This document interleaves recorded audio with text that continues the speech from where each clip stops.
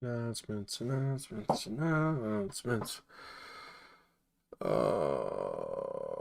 Copy. Pasty. Week 5. All right, we're in the right place.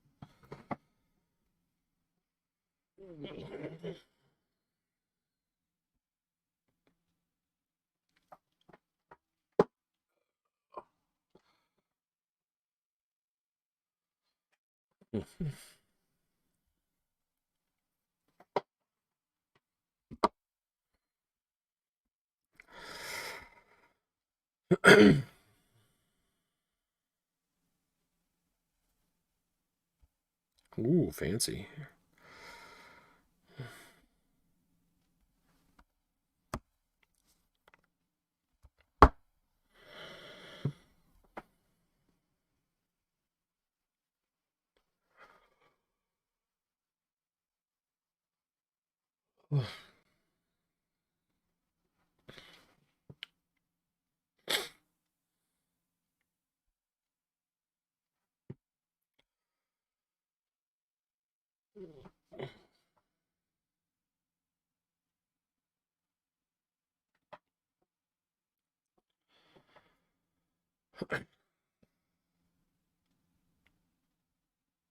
Hey, Skylar, how are you?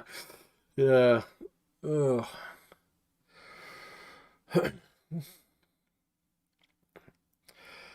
Nothing new or exciting, huh? I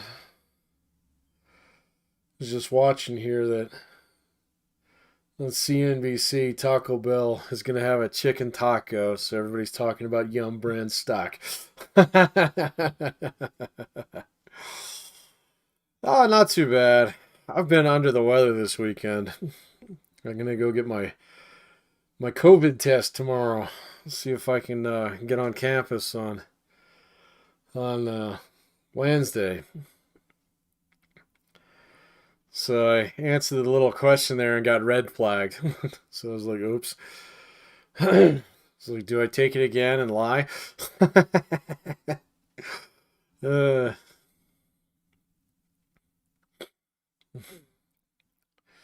that's okay. We're already set up on Zoom regardless on Wednesday, so do it here, do it there, wherever.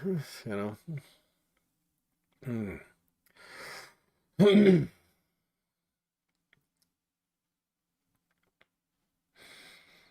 Kind of want to eat that chicken taco though. So looks pretty amazing.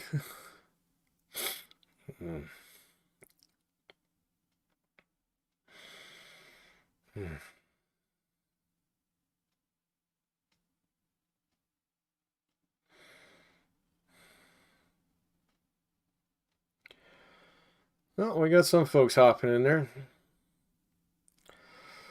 What's new? What's exciting for y'all? Anything? Excuse me.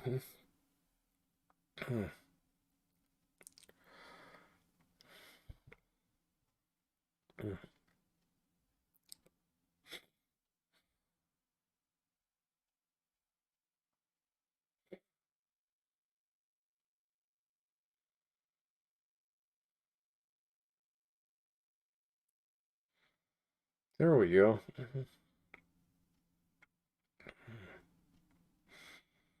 How are classes treating y'all? Fair? Moderate? Better? Worse than average? I guess I'm curious. So, it's like we're getting to that point in the semester where it's, I don't know, getting kind of routine, and then they might be changing the routine up here a little bit. We'll just see. Although I was looking at the course schedule, busy, so busy. Yeah.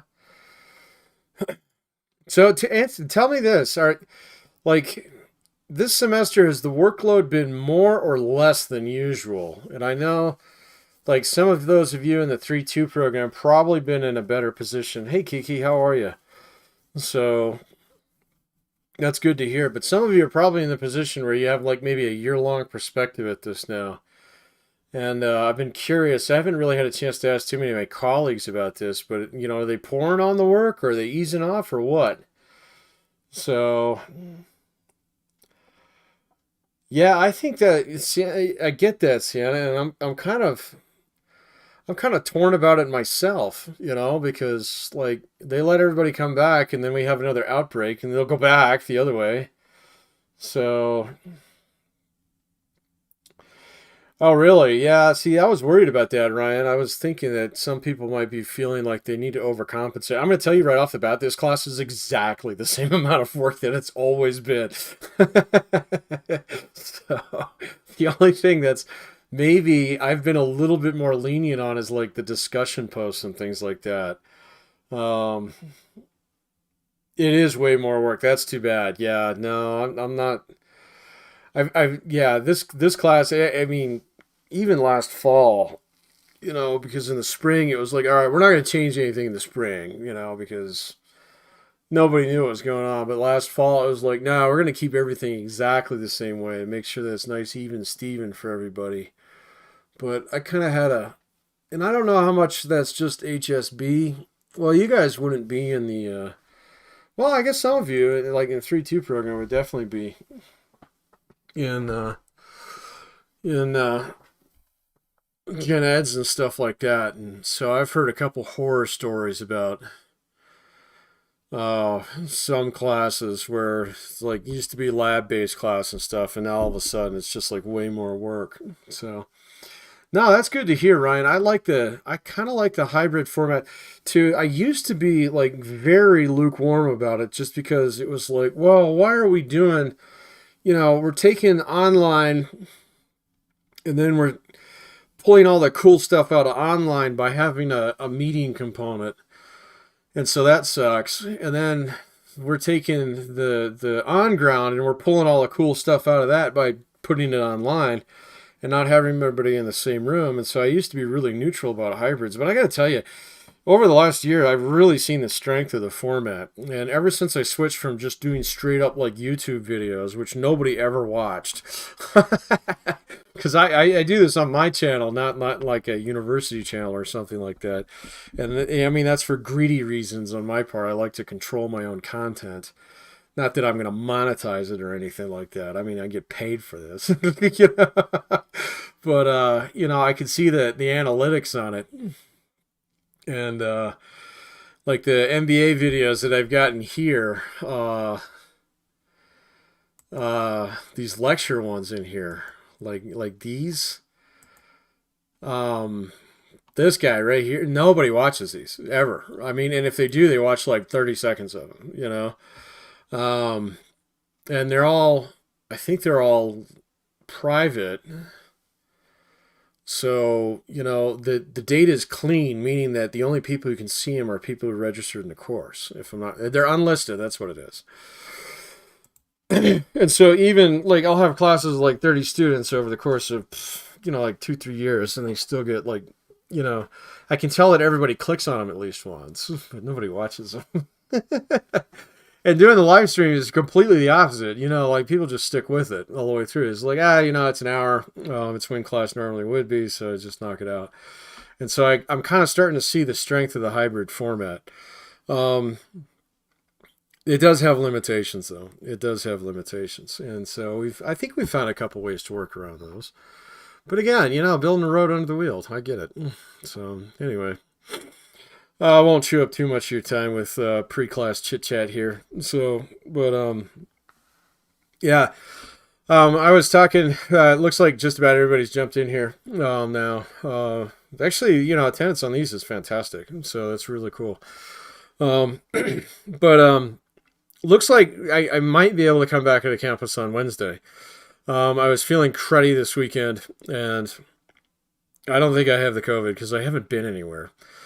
But I think that maybe I just answered one of the questions on there the way they didn't like it. So I got red flagged. And so I'm going to campus tomorrow to actually get a test. And so if that comes back, everything's a-okay. We'll still do the Zoom meeting regardless on Wednesday. So what's going on with my situation is absolutely irrelevant to the class. So the only question is, will you see this background or will you see HSB 108? And if we can make it to HSB 108, attendance to that is totally optional. So, but I will post tomorrow night or Wednesday morning to let you know whether or not I will actually be there. All right. And if I am, and if you want to come say hi, and if you're in, on campus or something like that, stop on by. If not, and if you want to stay at home, that's fine too, because I did get things switched over to HSB 108.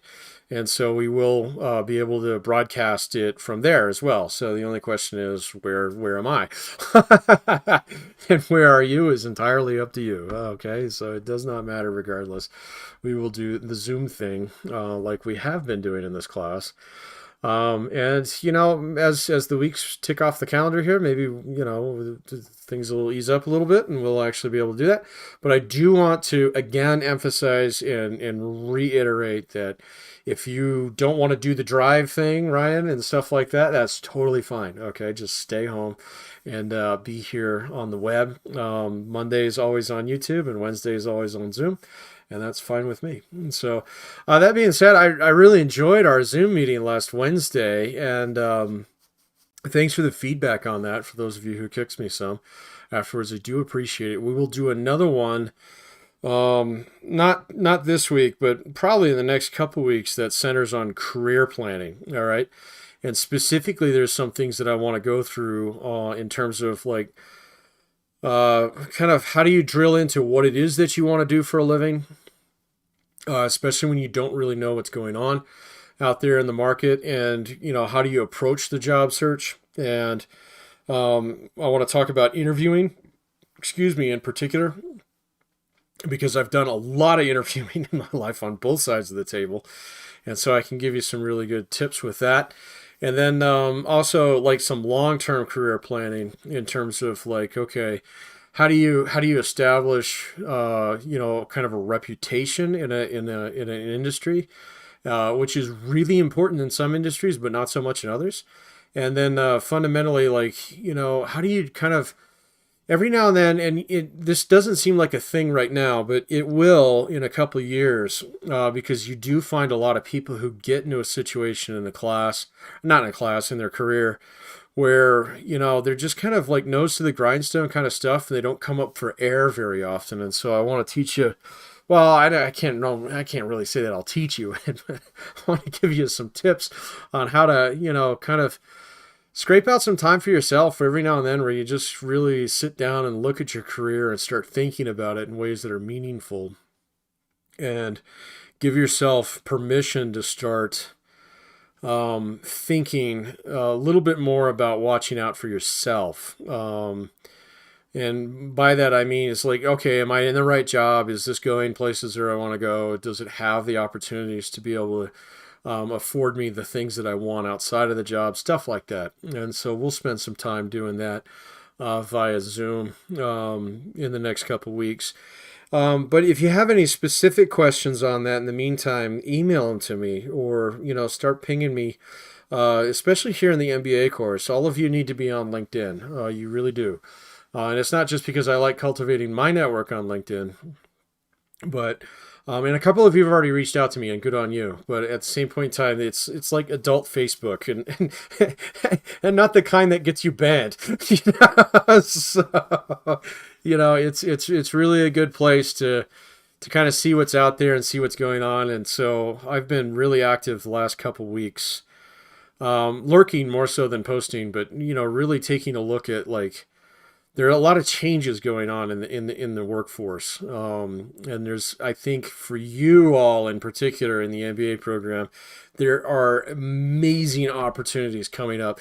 Like, I have seen job postings in the last maybe 6-7 weeks, that before you'd see like one of those a year, kind of thing. And the fact that those jobs are posting is really indicative of kind of what's going on in the market. Because previously, really good jobs, they don't get posted. And now I'm seeing them, they're all over the place.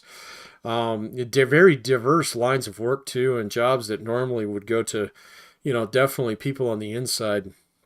And so I don't have any data to back this up just quite yet, but I think that the COVID did a couple things.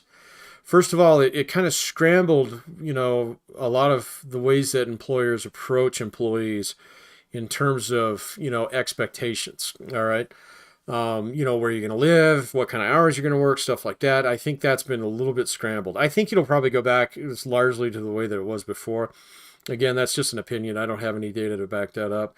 But the other thing, which I think you'll start seeing data on in the next 6 months, and I'm kind of seeing this just by looking around at my colleagues, all right, more so than anything else. And then through some interactions that I have with folks who are still plugged into the marketplace, is that there are a lot of people over the last year who are teetering on retirement who have actually pulled the trigger on that. And so I think that's why I'm starting to see a lot of those postings pop in there. That it was like, whoa, this is a really good job. I totally do this if I didn't love what I do already or needed more money or something. But anyway, we will definitely have a career day coming up here, because I think that and financial advising, or at least getting your financial house in order, those are the two things that you really should get out of an MBA program that are beyond, coursework. All right. So those are things that you should, walk away from the program feeling a little bit more confident about, shall we say. All right. So, but with that being said, let's dive back into our module here. I'm in the wrong module, aren't I? So we're in module 3. And we need a trivia topic today. What do you guys got? So what did we do earlier today? We did Marvel in my undergrad class, and then we did basketball in the last class, the stats class. And so I don't think we had any open suggestions in this class. So, but if we did, punch it in there, and we'll totally get to it. Was this the class where we wanted to do soccer? I can't remember. So you need live stream so much and have, juggling it between 4 different classes. It's kind of like, I can't remember what we covered, and I'm not going to try. So if there's something you want to do, punch it in there. We'll get to it. But, I had a chapter open already. Let's dive into chapter 6. And likewise, any questions about the class, what's going on, things like that, punch them in there. I will totally get to them today. Likewise, any questions about anything in general, start punching them in there. So, because we're actually, one thing that I have noticed about live streaming and doing classes in the online format is that we stay on track. Okay, this train is right on time, right, in terms of where we should be in terms of the semester. And so usually I'm always like a week or so behind, because I just get to blathering about stuff, which you probably have noticed. It did, trust me, it's 5 times worse when we're actually in class. Sometimes it's like, oh crap, we've been, chewing the fat for 40 minutes, and here we are, we're 16 minutes. All right. So we're doing really well. All right. So anyway, let's talk about using motivational theory in a more pragmatic way. And so last week we talked extensively about motivation, specifically the 3 theories that I want you to walk away from in chapter 5, which of Maslow, which you've all seen. And, hopefully I gave you a little bit of a different way to look at that and think about it. And then, of course, Herzberg's 2-factor theory. Number one thing I want you to pull away from that is hygiene factors.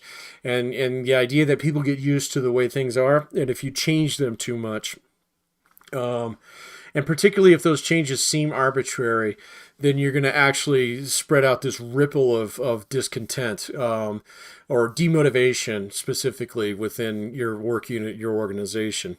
And then last but not least, certainly probably the most important theory in organizational behavior that I think you can learn the most about, or that you can apply the most as a manager. It's the theory that you can apply to the most great effect, to the greatest effect. There we go. Let's get precise in our language. is equity theory. The idea that fairness actually matters, that people will actually work to create fairness within their workforce. And if you do get that sense that this is a fair place to work, we have a sense of organizational justice around here, that in itself is actually motivating. People will work to sustain that. Those are all, and protect that. Those are all the important theories, but it's kind of hard to operationalize those in some respects, and that's why chapter 5 is followed up by chapter 6 here, where we talk about work design. All right, and so let's get into the design work, because this is kind of where a lot of my bread was buttered in the past. Because really, if you get good at kind of understanding some of those motivational theories, then the next obvious question is, okay, so how do I make a workplace? Because it's really hard to actually work with some of those things in places where you just showed up, you just arrived, you're the brand new manager. You can't change anything at this point in time. But eventually, earlier than you think in your career, you'll get to the point in time where you got a little bit of experience under your belt. Your boss has a little bit of faith in you, so you're not going to actually be fired for any, rando arbitrary reason. And so you do get to this point in time where you start thinking ahead, and it's like, okay, so what are some of the things that I can do so that I don't have to do all this fireman's work of, running around and fixing problems. If I can do some design work up front, I can actually change a lot of things. It's a lot easier to change things on paper and then plug people into it, rather than to have people and then stick a plan on them in order for them to change at that point in time. And so that's the principle behind this design work that we're going to talk about today. And so some of the stuff that we're going to do, and we're going to talk about SMART goals. Not a fan, but we will. But really, we're going to really get into this piece here, how to increase the motivational potential for a job. Because if you can make a job, if you can bake some of the components of motivation theory into the job itself, it'll attract more people, it'll attract better people, and you won't have near as many problems with motivation. This is the kind of stuff that Dr. Gilbraith and I do in detail with our survey work and some of the consulting that comes with it. And so we'll spend most of the time on this one here today. But again, trivia topic, come on, what do you got? So here we go. Designing a motivating work environment. Let's talk about job design. All right. So job design it's much more complicated than what a lot of managers see on the surface. They think, okay, so what does a person need to do? How many people do we need in order to do this? And it usually starts with the task in mind first. Okay, and then we try and design a job to cover that task in one way or another. That is still what we do with job design in most instances. But if you get just a little bit more sophisticated about this, you start to think about it. It's like, okay, so if I design a job around a specific task, automatically that means that I have to find the right person for that job. What I'm really doing is finding the right person for that task, all right? And that doesn't really include all the other things that are in motivational theory that teach us about, making more sustainable, more satisfying jobs. Okay, so you don't ask yourself necessarily questions like, well, would this job fit somebody who is really social? Would this job be a good fit for someone who's extremely analytical? Is this the kind of job that offers somebody the opportunity for growth, or is it really a dead-end job? If you just think about the task, you ignore all those things that actually go into whether or not it's going to be a satisfying job. Yes, let's do Lord of the Rings trivia. Absolutely. I am game. I am absolutely game for that. So yes, let's do that. All right. So, but this job design piece is something that is really, it's fundamental to your ability to create jobs that you won't have to manage quite as closely. All right. And that's kind of the goal. We haven't really talked about that, but there's a school of thought out there that basically centers along the idea that if you're an effective manager and an effective leader, the better you are at your job, technically, the less you have to do. And that is a really good goal to kind of work for. It's one that I've worked for over the course of my career, and especially in education. All right. So, the less that, and it's not like shedding responsibilities and things like that, but if you set things up in a way where it's kind of patent, it's kind of apparent, and, the stuff is, I hope, engaging and things like that, you plug into it, and I don't have to police you. All right. And the same thing is exactly true on the workforce out there in the wild as well. All right. And so let's talk. I'm not going to really go into the history of this too much, but the original idea of this job design was going back to the early 1900s with Frederick Taylor's book, Principles of Scientific Management. All right. So, and this book is much despised, all right, as being like the micromanager's Bible, but it is where we got started with some of this stuff. All right. So. From that, we got to this point. Like I said, I'm not going to go into that too much. We can talk about it in great detail when we get to the micromanagement piece of the class. But it really centered around this idea of job specialization, meaning that we would design a job around a task, all right, and then just have people perform that task over and over again with the idea that they'd get more proficient in it. Now, the problem with that is that resulted in all kinds of different things that, human beings kind of rebel against that over time. I mean, people aren't very good with repetition, especially if it's rote, all right? And it's also, people like ritual and they like routine in some respects, but that's a little bit different, all right? So routine, like meaning you get up at the same time every single day, you brush your teeth, you got a workout regimen, stuff like that. Those are all things that you can kind of glom onto in some ways, but understand that they work towards our larger goal. Okay, so if you're in an exercise regimen or you want to bulk up or something like that, and you've got it's got a routine in it where you lift 3 days and you run 2 days, whatever, things like that. Understand that it's all towards this goal that you're trying to build a better image of yourself in one way or another. Or you're trying to be healthier, or both, whereas like if we have routine on the job, it's much more like it serves the task, okay, over the long run, which, okay, that's what we pay you for. It's your job and you should do it because you get paid for it. But at the same point in time, that, especially with Herzberg, where you get used to the level of pay, eventually it's just kind of like, okay, what is this all there is to life? Just sitting here running this punch clock all the time, or this cash register, or manning this phone bank, or working in the spreadsheet mines. Is that all there is? And so job specialization, it runs its course after time. So you have to take a look at that. And that's why Taylorism has a bad reputation. So it's referred to as the dark ages of management. It still has merit, though. And so we can't just flat out reject that idea. The task is central to the job. All right. And so how do we actually enrich in the job becomes the next question. And so there's some ways that we do this. Job rotation is definitely one. And that's where we just move people around the office and stuff like that. So people do different roles and things like that. That becomes harder to do the more specialized and the more complex the work becomes. So you can imagine something like an accounting firm. All right, so maybe, we have 4 or 5 people in here who are CPAs and they can all do things, but we do have someone who's a specialist in taxes, all right? And so that person's going to do much better. We have someone else who's much better at, pro formas and financial statements. And so, we're going to be able to accomplish that task a lot faster if we actually keep that person plugged in there. Same thing with audit, all right?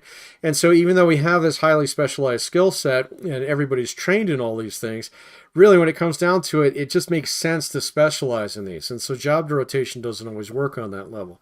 Where job rotation does work is typically in jobs that aren't quite so complex, and so you can teach it to a lot of different people. And if you teach it to a lot of different people, it changes things up. And so, like some of you have worked in fast food. All right, so some days you man the registers, other days you man the windows, other days you man the fryer, things like that. None of these are terribly complicated tasks. And so you actually do have some room to rotate people around in situations like that. Now, some of my personal experience with job rotation is that one of the things that can happen with job rotation is it can go like one of 2 ways. All right. Job rotation either works out where everybody kind of buys into it and they all like, okay, it's my day to do the crap job. All right. It only happens once every now and then. So it's not a big deal. And it's actually good for everybody else to get out of here. So, and not have to do this crappy job every single day. They can go do that job over there, which is maybe outside and much nicer, or maybe it's raining out and that one's just not so good of a job today. And so, but if you do job rotation, if people take it seriously, you do get to this point in time where it becomes a self-reinforcing system. All right. And on the flip side, I've seen people use job rotation as almost a hammer in order to beat people with. And I know I've done this in my own career a couple times where I had the ability to incorporate some job rotation, but I had this crappy job and I would use it as a punishment. Okay. So someone got on my bad side, they were late, or, I mean, they just give me too much pushback on something that was just inappropriate, something like that. Is like, okay, you're cleaning lavatories today. All right. Don't do that, all right? And I learned that one the hard way, because that actually undermines the entire idea behind job rotation, all right? It's not used as a disciplinary tool. It's there to actually make all the jobs better, all right? And if you save one of those as a crap job and use it as a punishment for other people who are out of line, as an informal kind of punishment mechanism, it undermines the entire system, because then everybody just sees it as like a rewards-based system, okay, not a rotation-based system. So like, well, if I'm a good boy, I get to work outside today, and then when it's sunny. And if I'm bad, then I get to work outside when it's snowing and blowing wind sideways, or blowing snow sideways. That's not the point behind this, okay? So if you can incorporate this, do so, but just do so in a way that it actually becomes self-reinforcing and not just another reward system. You have other ways to do that, so use them, okay? So, but anyway, that's job rotation. The other one is job enlargement, all right? And so this is where you actually add more variety to the jobs. Even if people aren't rotating them around, you start dishing out additional responsibilities. Now, this is a very good way to actually hit people on some of those, tickle them in some of those motivational ways that we talked about the other day. Because one of the main drivers of motivation, and we see it consistently across multiple theories, is this whole idea of actually improving myself in some way or another. So am I employing my skills? Am I using my degree? Am I being challenged on the job? Am I learning new things? These are all common themes amongst jobs that we see time and time again. That people report as being very satisfying, okay? And so you can do that through job enlargement. So you have an employee who has like a specific job, and say it's a bid system or something like that. It's based upon seniority, so they're not going out of that job for a little while. But then you have this whole grab bag of other things that you can have them do, new skills that you can teach them, a little bit of variety on a given day that you can actually throw their way. But that actually prepares them for the next job, all right, in one way or another. And so job enlargement is where you kind of expand these tasks at the capabilities of the employee. And, you just kind of put the bar just a little bit above where they can reach, but never beyond where they can jump, so to speak. And if you have a work environment where you can actually dish out some responsibilities like that, you can use those to great effect, all right? Just again, don't turn it into a reward system. That's not what a reward system is supposed to do, okay? Understand it's for the benefit of all people who do that job, not just the one person who does it really well. All right, because otherwise that's exactly what people will see it as. They'll see it as a reward system. So what? Classic example of this, I ran a warehouse for a while. All right, everybody wanted to be forklift certified. All right, now granted, we had 9 guys on every shift. All right. And only one forklift. And so some of the managers prior to when I was there would use forklift training as one of these things where it's like, oh, well, you've been a really good boy over the last 6 months. We're going to bring in the instructor and get you forklift certified. Because driving a forklift is really fun if you've never done it. Okay. And if you get really good at it, it's kind of one of these skills that you can kind of show off a little bit. First time I ever popped a wheelie on a forklift, I was really proud of myself. So even though the safety guys weren't too happy about that. But again, my boss at the time when I was learning how to drive, you kind of used it as a reward. When I got in this situation, it was like one of those things like, no, all of you are going to be trained to do this, all right? But the specific reason for that was, it was like, okay, I can put it as like everybody who gets past their 6-month mark or something like that. And so I wasn't throwing that responsibility on someone right in the beginning, but I knew that like advancement took a while with this organization, as a union organization. And so, just like 6 months into it, that's just right about when people started getting bored. Okay, they learned the system, they knew the pick sheet, and they knew how to do cycle counts and stuff like that. And so I was like, okay, well, now you're good at all that. Boom, it's forklift time. And oh man, you just get the motivation go right back up at that point in time. And then, of course, they'd fight over who got to drive the forklift. That's a different story. So that's job enlargement. Let's job enrichment. Let's talk about this one, and then we'll do a trivia question, and we'll talk about the JCM. All right here. So job enrichment. So this actually gives them more control after they learn how to perform their tasks. And so what we mean by job enrichment is, rather than giving people new skills like we do through job enlargement, or new tasks, new responsibilities, in this one we give them more autonomy. Okay, so and some companies will let you do this, and if to some companies this is absolutely poisonous. It's like venom in their veins, okay? Because some companies, some organizations are very top down. You will do it my way or you won't do it at all kind of things. And so you don't get a lot of job enrichment in there. Other organizations are very cool about this, where they'll actually start, once you kind of prove yourself, whether as a unit manager or as a GM or even as an individual, contributor, say like you're an accountant, or operations planner or something like that, and you spend your first 6 months to a year in the job, where they're tightly controlling you, micromanaging you in some ways, and then all of a sudden they take that burden off of you. It's rare, but it does happen. But I can tell you from my personal experience that if you get to that point in time where all of a sudden your manager turns to you and says, look, there's nothing else I can tell you, so you just do what you need to do in order to get things done. It's kind of like this liberating, like, what? Really? I don't have to run everything by you anymore? And it does become this very, very motivating kind of factor. And so if you can bake that into your job in some ways, that's really good too.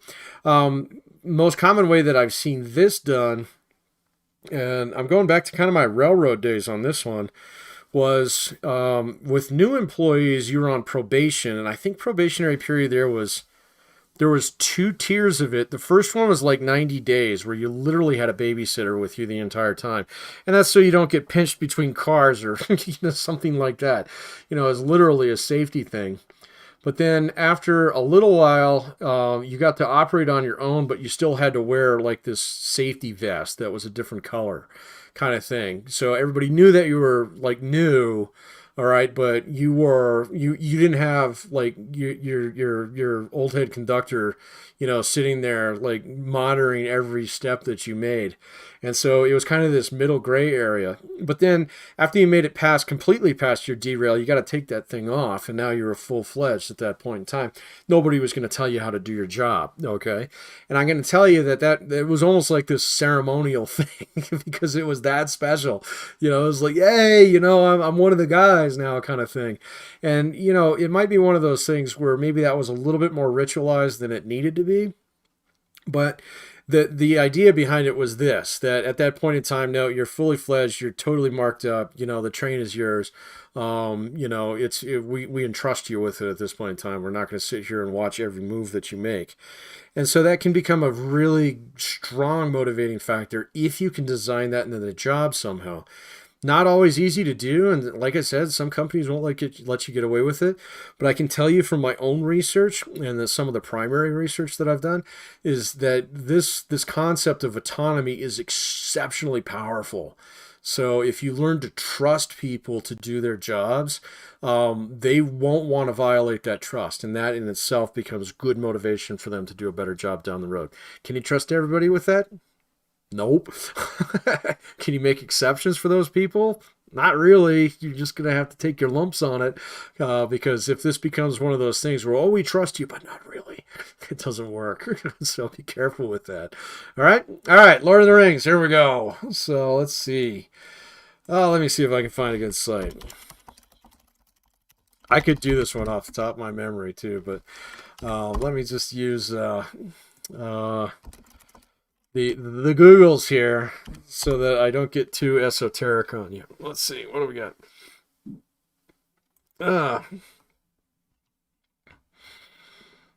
Let's start with an easy one. Oh well, I don't know if it's easy, so I gotta find one that's easy. All right, here's an easy one. What was the name of Frodo and Bilbo's home? What was the name of Frodo and Bilbo's home? Go for it. And I'm talking about the actual house, not the Shire. So, so for a free, what do we do? We do mastery exercise in this one. So tell me, where did Frodo and Bilbo live? What was the name of their house? So. I don't need the exact address. Although I think that was actually in the book somewhere. No, come on. So I back.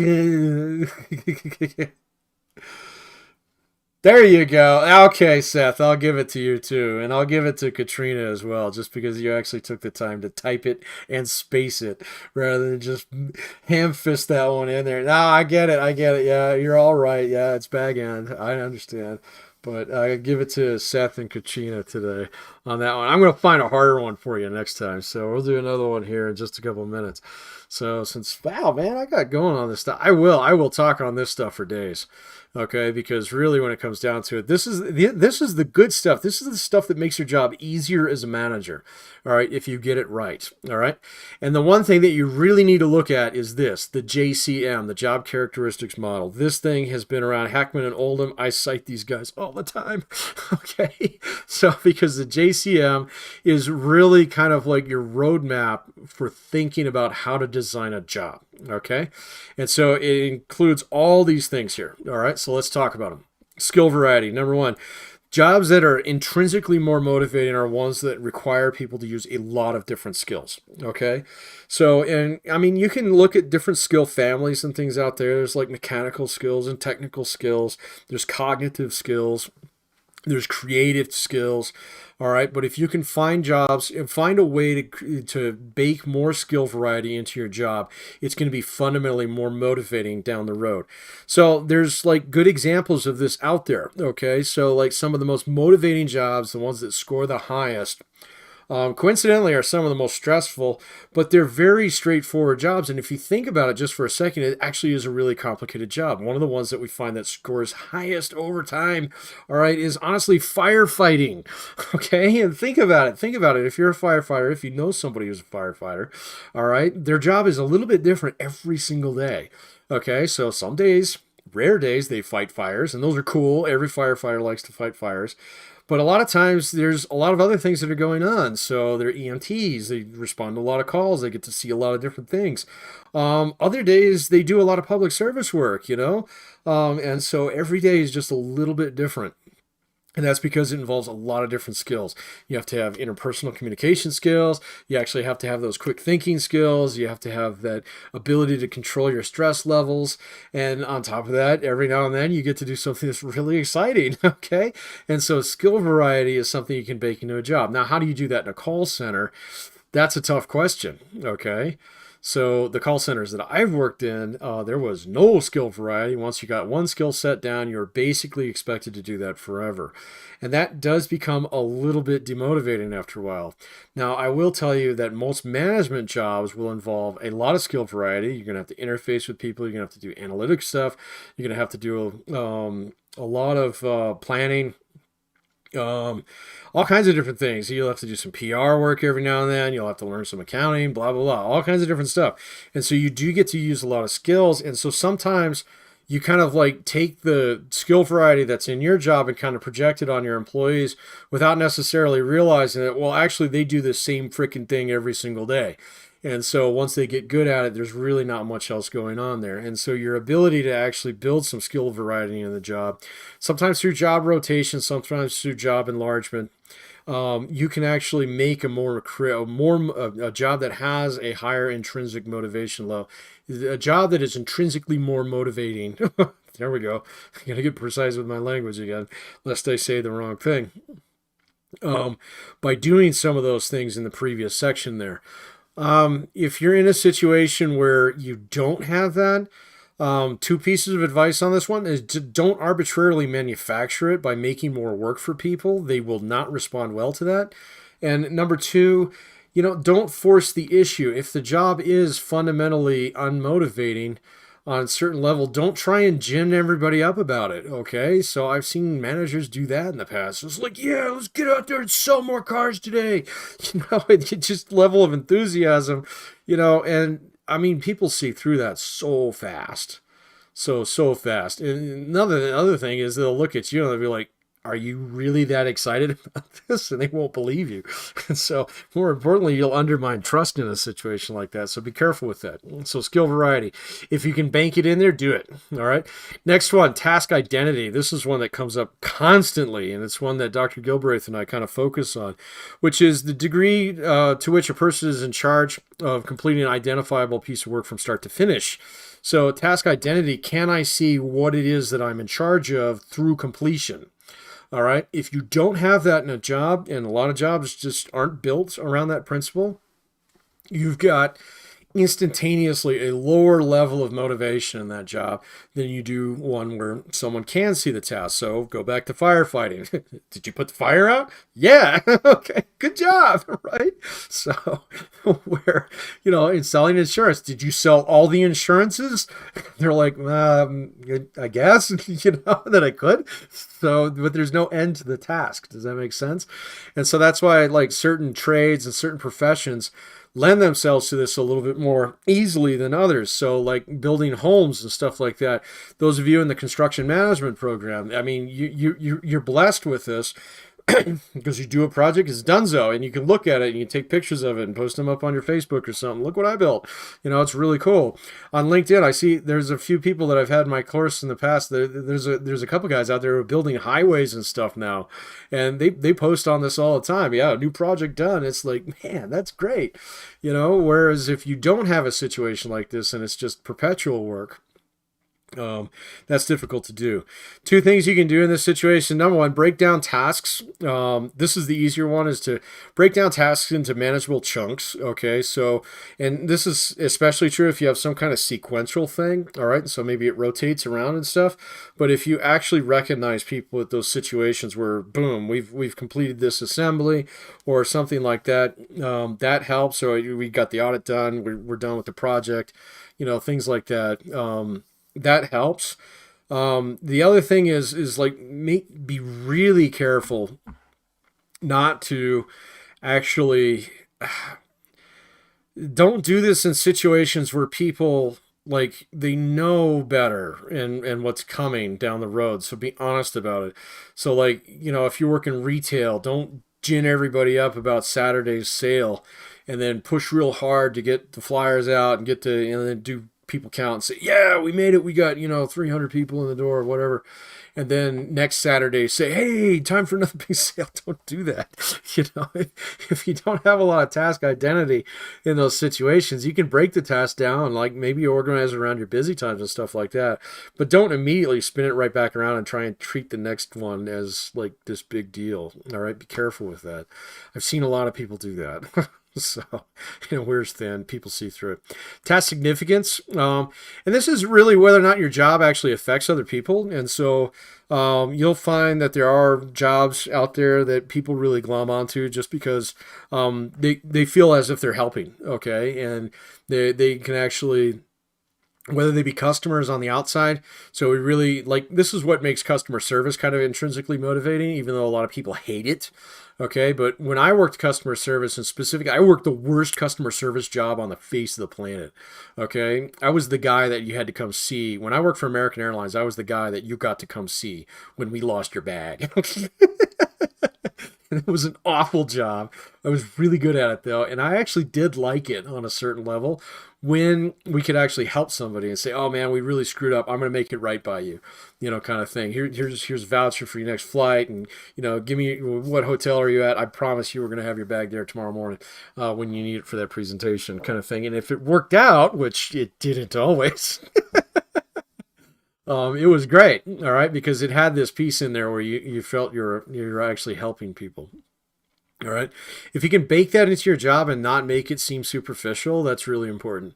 The best way to do that is to actually just talk to your workers. What do you get out of this place? Well, I really like making sure that blah, blah, blah, X, Y, and Z gets done. Okay. Celebrate that. Find ways to celebrate that. It will help.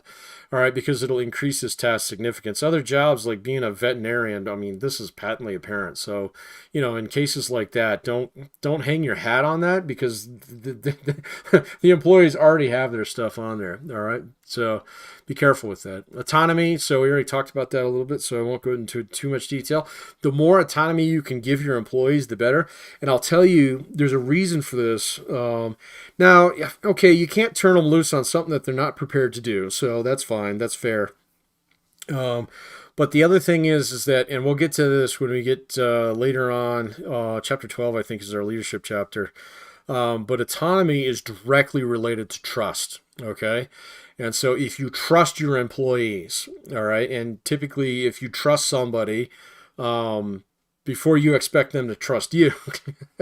So you go into a management situation, don't be that person who's like, oh, I'm the manager, why don't you trust me? It's like, well, because you're the manager. No, it's because you're new and we don't know you, all right? And so if you extend trust first, you usually get it quicker in return than if you try and demand it up front. But if you actually get to a situation where you can start easing up on some of your controls and things like that, people respond extremely well to that, especially if they're not used to it. Now, in the beginning, they might be really suspicious of what you're up to. So especially if they're not used to it. But it does really help. And so this is an important aspect of the JCM, and we will come back to this when we talk about leadership in particular. Feedback's really important, meaning that there's two types of feedback out there that really matter, all right? And the first one is I guess it's natural consequences. And so your feedback loop, if it has some kind of natural piece to it, that lines up with not just the task of the job, but also the company's goals, then that really, really helps, okay? Because, think about it. If you're working a sales floor, the feedback is how many things did you sell, whatever they are. So say that's cars, all right? Or houses. Realtors are a great example of this. So if you have a realtor who's sold 30 houses over the course of I don't even know if that's a lot over the course of a year. I imagine that's a lot per year. And gets an average of a 10% markup over value, or 10% markup over market value on something like that. Those stats, that feedback right there speaks for itself. All right. Especially when you compare, say, that realtor to some of her competitors or something like that. And so say the next highest person has 8. Well, I guess if it was that much of a spread, you'd be a little suspicious. It's what are you doing? So, but at the same point in time, that's natural feedback. So that's the feedback out there that actually everybody can kind of see. All right. Now, the problem is a lot of time we use feedback loops that are designed off metrics that are somewhat arbitrary. And even worse, sometimes we design feedback off metrics that don't really matter, all right? So maybe they matter to somebody because some statistician or business analyst, in corporate HQ figured it out. They tried to moneyball this thing out. And the next thing they know is oh, okay, well, we really need to pay attention to this because it trickles on it. It's correlated to all these other things, blah, blah, blah. But if you ask the people on the ground, does this actually matter? They're like, no, I don't even know what that is.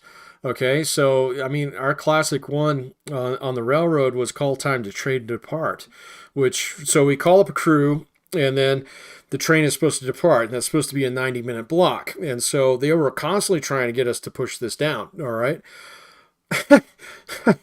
But so you get this down to 45 minutes, and then you dump the train out of one end of the yard, and it would go, a mile and then stop on the very first siding, okay? And it would just sit there, all right, for hours because the main line was clogged. And so the guys would be like, what the hell does this statistic actually matter?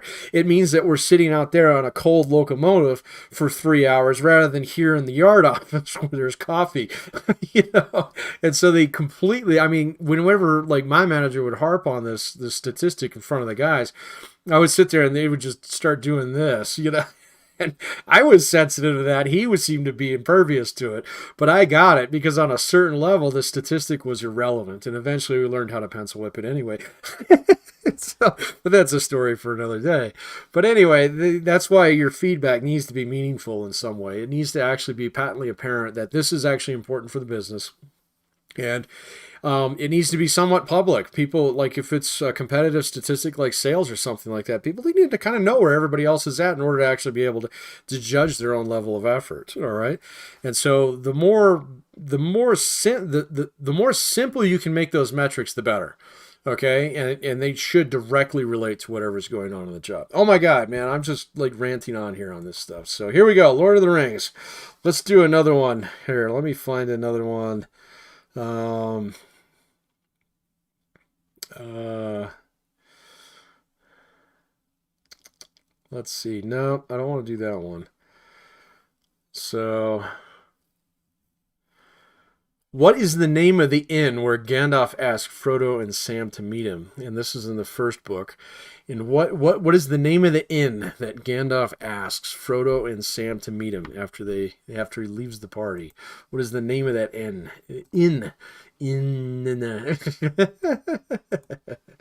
What is it? So for a free mastery exercise here. What is the name of the inn? So Gandalf's supposed to meet him there. He doesn't make it. So what's the name of the inn? Here we go. Man, we got a lot of people here today. I hope you guys are Googling this furiously. Either that, we got like a 3-minute delay here. So, piece cake. Oh, what's with the smile? What's with the frowny face? You should know this, man. Go watch the movie.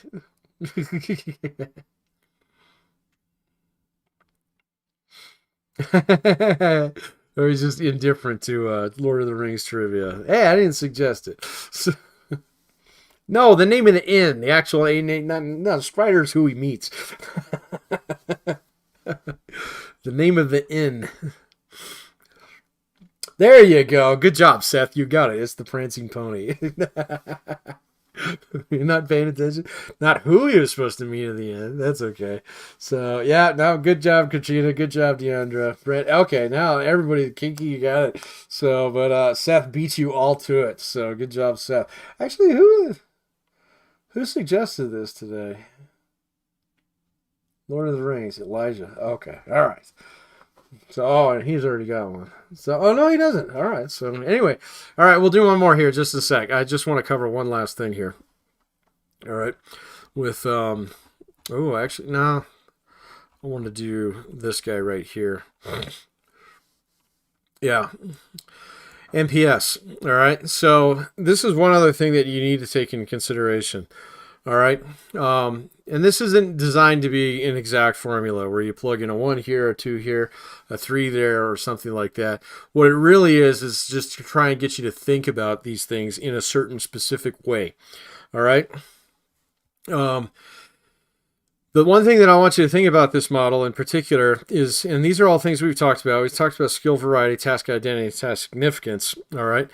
And then we've talked about autonomy and feedback. All right. The one thing that I want you to understand is that your overall like motivational score, I couldn't remember. That's okay. So yeah, there's so many details in there. It's not even funny. But if any of these in particular is a 0, you're going to have a problem. Okay.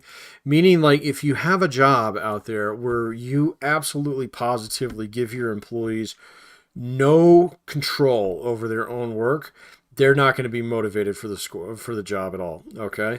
So if you micromanage them, if you're over their shoulders the entire time, if you don't give them any discretion, and if you slap them down when they actually express things that would make their jobs a little bit better, they are not going to respond well to that in the long run. So they're going to learn how to do one thing. They're going to learn how to watch out for you. Well, 2 things. They're going to learn how to watch out for you. All right, meaning they're like, oh, no, here comes Pat. Better look busy again. And number two, they're going to learn that the job doesn't really matter. Okay, so well, actually, the employee doesn't really matter. Okay, that it's entirely the job that matters in the task. And so I see a lot of organizations like this. Okay, there's a lot of people who manage towards the bottom. All right, and they create very rote, very simplistic, very oppressive jobs. And really, what it comes down to is it's managers who refuse to trust their employees with their own work. Okay. And so if you goose egg autonomy on this one, you're not going to have motivated workers. I don't care how much you pay them. I don't care how much uh, opportunity you provide them and stuff like that. If it's just more of the same with maybe a different like setting and stuff like that, they're not going to respond well to that. So I've worked for companies like this where, we have a very set way of doing things. You're going to do them this way or else. All right. And then all their metrics are based upon compliance rather than performance. All right. And those are not cool places to work. This is something that you need to understand 6 months into your first job. All right. Your first management job, if everybody's telling you, all right, things like, well, it's not your job to know how to do their job. It's your job to tell people how to do their job. That should be a red flag. All right. And vice versa. You get into a situation where your manager is calling you every 15 minutes to make sure you're doing your job. All right. This should also be a red flag. All right. This is a place that does not have much autonomy. Okay. And there are tons of companies out there like this. All right. Or it's fake autonomy in one way or another. So, meaning they give you just a little bit of wiggle room on something, or, you have a little bit of flexibility in one area, but it's really just a red herring. Okay. It's designed just like every time that you push back on management, say, well, you get to choose your shift. What's your problem? Kind of thing. And so it's like this more red herring of autonomy. Like Uber. Uber's a good example of this. Well, you can turn the phone off if you want. It's like, well, not if I want to make money. Okay, not if I want customers. But then you really have to conform to everything else they want you to do in order to, as a trade-off. And I mean, you can take that, but I'm going to tell you, I don't think 30 years from now you're going to find very many 30-year Uber drivers. Let me just be blunt about that. And that's because the job has no autonomy. Same thing's true with feedback. If you don't have any form of feedback in the job, I mean, I'm talking good feedback here. I'm not talking your 6-month review where your manager sits down and says, what'd you do the last 6 months? And the same thing I did the previous 6 months. Good job. Here, sign here, press hard, 3 copies. That's not going to cut it. Okay. So people need to know on a certain level that they're doing well. Okay, what they're doing wrong, how they can improve, and what's coming next. Okay, and that's all baked into that feedback loop. If you don't have any of that, and that's a very common complaint that I see not just in the literature, but also in my own work, is that, oftentimes employees will complain because they don't know whether or not they're doing a good job. Okay. Or a bad job. So they just don't know. So they have a manager who's unplugged. They have someone who's not, in tune with what's going on in the workforce, or they don't care. Okay. Sometimes I've worked for companies like that. It's shut up, Pat. It makes money. Leave it alone. Okay. Am I doing a good job? They're like, we don't care. Okay. Just don't screw it up. It's like, okay. Those are not good places to work. And so they do not have this motivational potential score that's going to be very high because that's goose egged. All right. And so just think about that. I mean, you can fiddle with some of these things, but ultimately, there's jobs that are very motivating out there that don't have very many of these things in terms of skill variety, task identity, and task significance, because they're actually very autonomous. It's something that you can kind of do on your own, and nobody's looking over your shoulder and telling you what to do. So entrepreneurialism is a good example of this. And likewise, they have really good feedback. All right. So being an entrepreneur is a great example of this. So autonomy, yeah, you all the decisions, including the bad ones, are yours to make. And it's your bed to sleep in after you've done those. All right. And so a lot of people get off on that. They think that's really cool. All right. And likewise, feedback. You know, you can be in a situation, hey, I'm going to open a kitchen and restaurant, blah, blah, blah, blah, blah. You know, a couple of people come in, they try your, your chicken tacos, and they're like, these suck. And then they go and they get on the Twitter and they get on, the Yelp and things like that. And I mean, that's feedback. All right. You might not like the feedback, but I guarantee you're going to respond to it. All right. And so at that point in time, it becomes a little bit of a motivator. All right. But if it's just crickets out there and, you're sitting in your fancy new restaurant and, your staff's all twiddling their thumbs and, I had a few people come in and, they ate their food and paid their bill and left. And then, nobody else comes in after a little while and you're kind of like, what did I do? And so you get really discouraged in situations like that. So that does matter. And so this MPS thing here, the motivational potential score, is something that you should pay attention to in some respects. This is something to kind of evaluate when you get, and you won't be able to tell this during an interview process and stuff like that. I mean, you might be able to tease some parts of it out of there, but really when it comes down to it, this is something you're going to figure out the first 6 months on your job. All right. If you have none of this, and more importantly, you look around and there's a senior manager who's like mentoring you and he's got none of that too, that should be a really big red flag. All right. So eventually this job is going to eat your soul. All right. Because there's just not going to be any motivation left to do it after a while. And then, I was like, well, I get paid at the end of the month and, I've got 29 and a half more years to pay off my mortgage. Woohoo. Okay. So I want better for you. I really do. I really do. And so definitely, start taking some of this stuff into consideration in your own job search as well.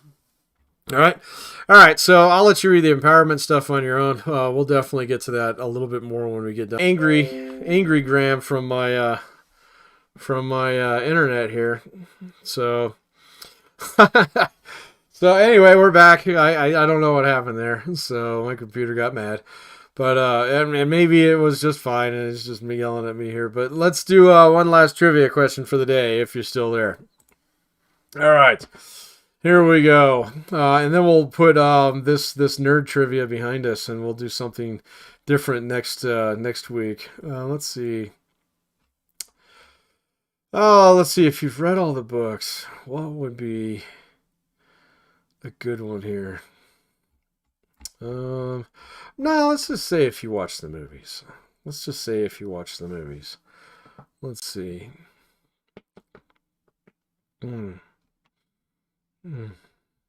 Oh, here you go. What is the name of Bilbo's sword? It was also Frodo's after a while. What's the name of his sword? Come on, you've all read The Hobbit. I bet you somebody made you read it at one point in time in your career. It's just like, hey, 6th grade, we're going to read The Hobbit. So, wait a minute, isn't that book about racism? Shut up. So, what was the name of Bilbo's sword that he gave to Frodo? So, come on, Elijah. Oh, Brandon beats you to it. Yeah, no, it's not Excalibur. I like that, but no. So that was Arthur's sword. It got chucked at him by a woman in the lake. So, sword. You just couldn't call it sword. Swordy McSwordface. Yeah, no, good job, Brandon. It's Sting. All right, so you can go watch those other bad 3 movies that nobody liked. And yeah, I think you run into that in the first couple of minutes of the movie. Well, actually, it's like those were 9 hours long. They took a book that you can read in an afternoon and turn it into 9 hours worth of movies. They were on like not last weekend, but the weekend before, and I actually tried to watch some of them, and I just can't do it. Just can't do it, man. It's just not good. So now, Brandon, you got that one. So good job today. We've got 5 winners today, I think it was. So whatever. If I called you out as a winner, it's just email me. Let me know what you'd like. But we're going to go ahead and pull the pin on the live stream here. And we will prepare for our Zoom meeting on Wednesday. So again, stay tuned. If you're on campus, I should be there, but we'll see how my COOF test goes tomorrow. And even if I'm not doing too well on that, then we will definitely be on Zoom. It'll just be this background as opposed to HSB 108. All right. So, and again, if you just want to stay home, totally cool. So don't worry about it. All right. Trying to keep things even Steven here. And hopefully your other classes aren't causing you too much grief right now. But that's all I got for you today. I'll stick around for a minute or two here just in case anybody's got any questions. But other than that, you're off the hook. We'll see you all on Wednesday. Take care now. Enjoy the nice weather while it lasts. See ya.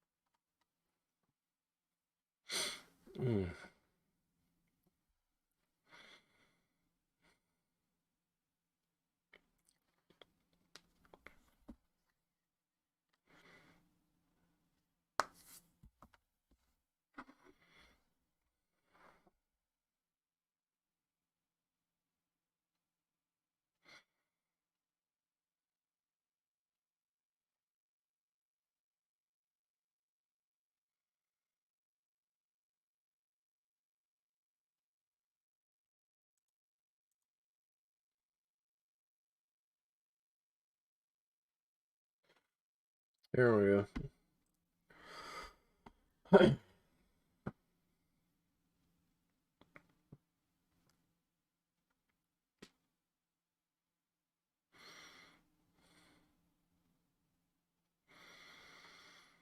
All right, any questions, punch them in there. Give it about a minute. So,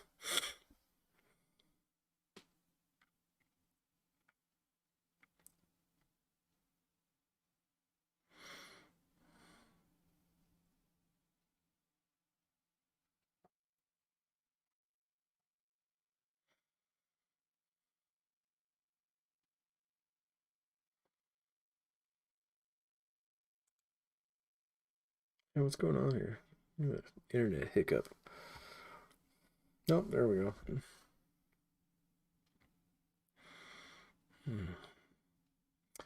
All right, 30 seconds. Got a question, punch it in there. Otherwise, we'll see ya.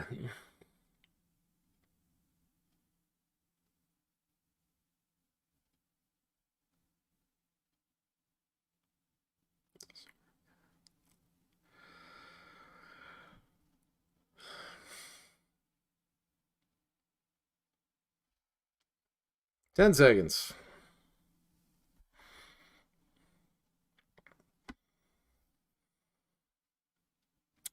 4, 3, 2, 1.